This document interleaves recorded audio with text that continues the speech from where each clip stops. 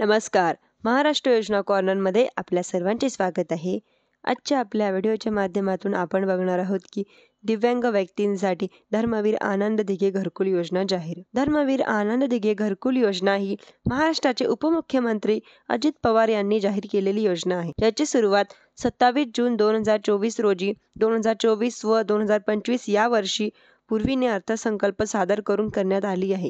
याद्वारे राज्यातील सर्व दिव्यांगांसाठी महाराष्ट्र शासनामार्फत पहिल्या टप्प्यात 34,400 घरे बांधण्याचा येणार आहे.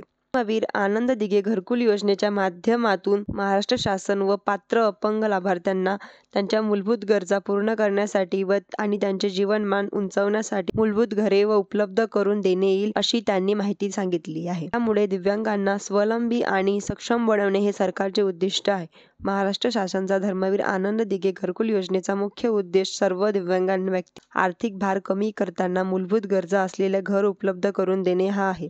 धर्मवीर आनंद दिघे घरकुल योजना ही अपंग व्यक्तींसाठी एक महत्त्वाची जीवनरेषा म्हणून काम करते. त्यांना त्यांच्या शारीरिक किंवा मानसिक दुर्बलतेमुळे स्थिर रोजगार मिळवण्यात अडथळे येतात आणि त्यामुळे ते स्वतःचे घर बांधू शकत नाही. यामुळे महाराष्ट्र शासनाने ही योजना राबवण्यात आली आहे. धर्मवीर आनंद दिघे घरकुल योजनेअंतर्गत पहिल्या टप्प्यात सर्व दिव्यांगांसाठी 34,400 घरे बांधण्याचा येणार आहेत. या मदतीद्वारे महाराष्ट्र सरकार अपंग व्यक्तींना अडथळ्यात न जुमानता चांगले आणि अर्थपूर्ण जीवन जगण्यासाठी सक्षम बनवून त्यांच्या इच्छा आकांक्षा पूर्ण करण्यासाठी ही योजना राबवण्यात आली आहे. सर्वांनी या योजनेचा लाभ घेणे गरजेचे आहे, कारण शासन हे आपल्यासाठी नवीन योजना राबवत असतात व आपण त्यांचा लाभ घेणे आवश्यक आहे. चला तर याबद्दलची अधिक माहिती जाणून घेऊया. आवश्यक पात्रता. अर्जदार हा मूळचा महाराष्ट्राचा असणे आवश्यक आहे. अर्ज करणाऱ्या व्यक्तींसाठी कमाल आणि नवीन वयोमर्यादा नाही. अर्जदाराकडे अपंगत्व प्रमाणपत्र असणे आवश्यक आहे. अर्जदाराचे बँक खाते असणे गरजेचे आहे.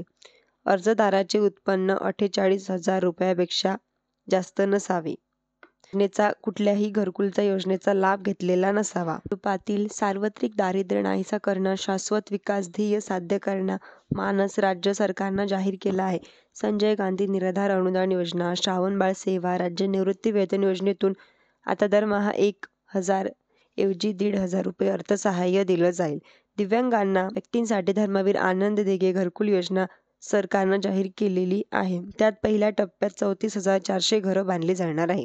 बारी समाजाच्या विकासासाठी संत श्री लाल महाराज आर्थिक विकास मंडळाची स्थापना निर्णय सरकारनं अर्थसंकल्पात जाहीर केला आहे. महात्मा फुले जन आरोग्य योजना राज्यातल्या सर्व कुटुंबांना सरकारनं लागू केलेली आहे. या अंतर्गत दिल्या जाणाऱ्या आरोग्य विमा संरक्षणाची रक्कम प्रति कुटुंब 1.5 लाखावरून 5 लाख रुपये केली आहे. तसंच 1,900 रुग्णालयामधून 1,356 प्रकारचे उपचार या अंतर्गत दिले जातील. आवश्यक कागदपत्रे: मोबाईल नंबर आणि इतर आवश्यक प्रमाणपत्र, पासपोर्ट आकाराचे फोटो, बँक खाते पासबुक, अपंगत्व प्रमाणपत्र, आधार कार्ड, प्रमाणपत्र. अधिकृत वेबसाईटवर जाऊन अर्ज करून घ्यावा व अशाच नवीन योजनांसाठी माझ्या चॅनलला लाईक, सबस्क्राईब, शेअर करायला विसरू नका. अशीच महत्त्वपूर्ण माहिती मी तुमच्यासाठी